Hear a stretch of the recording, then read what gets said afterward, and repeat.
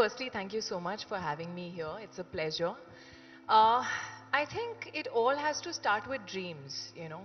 I always feel that I have been a dreamer, I have been in my head an achiever always. Um, but yes, when you don't come from a film background, this was never a dream that I saw. Like बचपन में लोग बोलते हैं कि मुझे actress बनना है, मैं बोलती थी. I used to watch Madhuri Dixit and her songs and copy them. I used to always be into dance, but acting was never something that I thought of seriously at all. I was always into academics. My mom's a professor in Delhi University. My dad's a CA. I am an engineer. So it was a very, very academic kind of a atmosphere at home. Education was given a lot of importance. And this is something that kind of just happened. Someone just told me, you've got the height, you've got the face, why don't you start modeling? And I was like, okay, I'm not really sure if I want to be a model, but yeah, it could be an experience. So I started modeling while I was in my BTech, second year. And I did some TV ads and whatever little bit of acting was there, I really enjoyed it. And I felt I could do it. And I felt I really loved being in front of the moving camera. And that's where that acting bug kind of caught me, and I was like, okay, this is something that I really like. I think there are very few percentage of people in the world in general who find their passion and find their calling and realize it, and then they do it every single day of their lives. Not too many people know that. काफ़ी लोग भेड़ चाल में चलते हैं, मैं भी चल रही थी. Engineering कर रही थी, हाँ मुझे science पसंद थी, but I didn't really know what an engineer would do. Sometimes we don't really explore things in life and we don't really find our passion, and then what we do, okay, life mein kuch to karna hai. So, okay, I like science, I like computer science, let me just do this. I didn't really know what exactly an engineer would do. I even sat for placements, by the way, and I got like 2 job offers. But I have always been someone who, no matter what I'm doing, I think it's been ingrained in me that I have to give it my 100% and do it really right. So yes, I was one of those geeky students. I was one of those front benchers who had to sit on the last bench only because she was tall. Yeah, I had to, like, I wouldn't sleep before the exams. I would like stop eating. I would like really had to finish my course. I was the 90 percenters. I had like 8.7 percentile there. So I was one of those geeky people who really, really was a nerd and kind of was proud of it. So I don't think I was thinking of the national award. Yes, I must say that my director, Lakshman Uttekar, genuinely, while we were shooting the film, told me multiple times, and he used to call me Mimi, and he still calls me Mimi. So he said, Mimi, आप देखना आपको इसलिए ना national award मिलेगा. And I was like, sir, आप कहाँ जा रहे हो? Filmfare तो मिला नहीं है मुझे अभी रुक जाओ. I haven't got my best actress award yet. But he used to say it with so much confidence. And this is not when we finished shooting. We were still shooting, so he was still seeing me as the character. So I do have a diary where I kind of write down dreams and things that I want to do, I want to achieve. It could be anything. It was also a skincare brand which I wrote in it. So I feel like sometimes we all have a lot of dreams, but we don't really realize it because we don't think about it so seriously. कि okay और क्या? हम इतना busy हो जाते हैं life में that sometimes it's important to just write down what else do you want to do. What are your dreams? This is something I wrote in 2020. So for me, manifestation doesn't work like if I run too much after something, it doesn't come to me. It somehow happens like that. But this is one way of manifesting for me where I write it down and I leave it aside. So How did you celebrate your national award? Uh, how do I celebrate? Okay, firstly, I want to genuinely share what that moment was like, because it was probably by far one of the hugest, most important, and a moment that visually I will always remember. I was actually in a meeting, fortunately at home, um, and I was getting a call from an unknown number, which was a Delhi number, and I don't usually pick up calls, especially in the middle of a meeting. And I told my agent to like just get aside and take the call.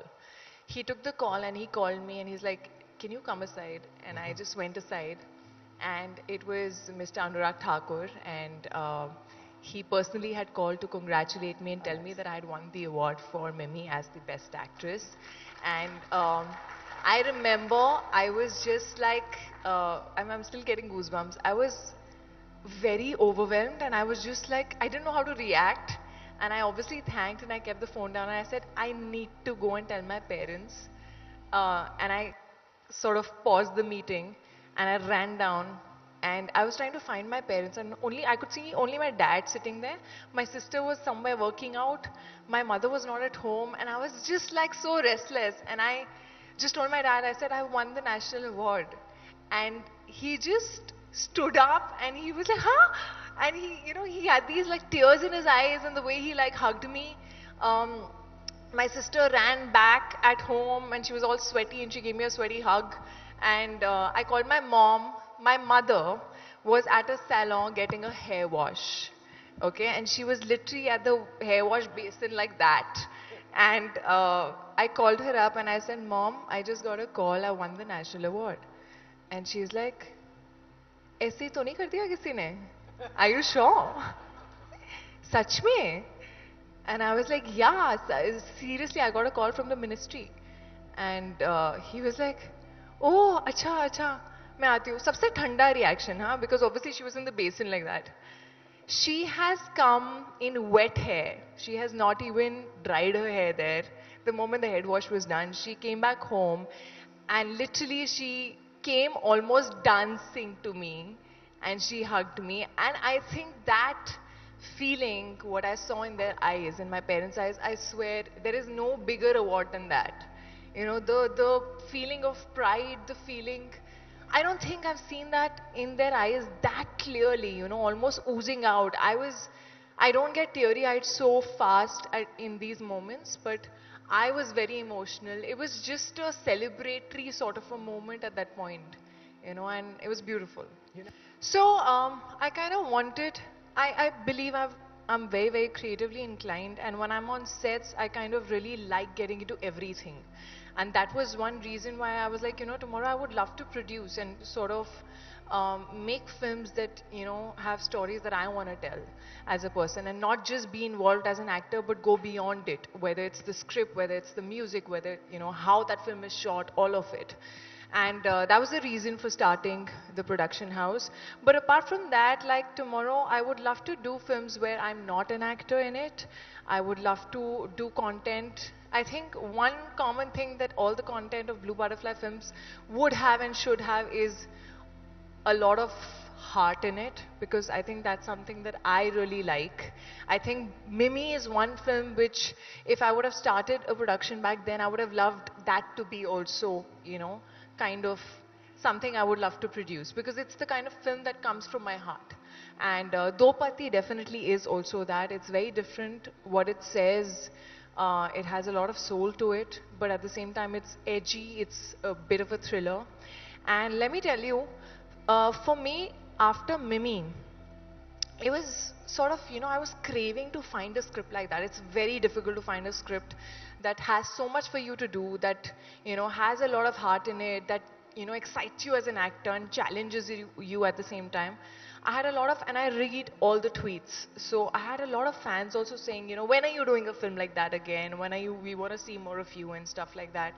And I swear I was craving, but there is not so much content being written which is as exciting.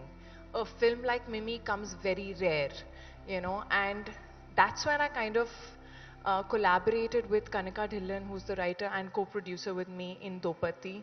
And I wanted to do something on the subject, and she had something else, and she kind of blended it together, and Dopati happened. So sometimes I believe you have to create opportunities. You can't just wait for them to just land in your lap, because sometimes they don't. And you have to sort of get up and create the opportunity that you really want to do. There is struggle in every field, okay? But I just want to say that to that young girl, that you need to dare to dream and you need to believe in yourself and you need to work bloody hard at whatever you want to do, because nothing is going to come easily, but if you really stick to it and stay at it and don't let the noise around you affect you, and keep going for it, you will get there someday. A film like Mimi, for me, um, I was craving for it way before I got it. There were times when, when you don't come from a film background, at times you feel you don't have someone who's giving you opportunities on the platter. But I kept taking baby steps, doing whatever best I could in every film that I got. And I got that opportunity. About 7 years it took me to get an opportunity like that. I kind of felt that I could do it, I had it in me, but I just needed that opportunity. Never give up is another thing that I would want to tell that person, because no, you should never give up. It may not happen as early as you would want it to, and sometimes we all get restless and we want it all now, but it will happen at the right time. Just wait for it, believe in it, and just keep working. I feel like you have to keep evolving yourself, making yourself better at whatever you do. So you can't just sit and cry about it. You do the next big thing. So every step you're taking closer to your dream, you are moving ahead.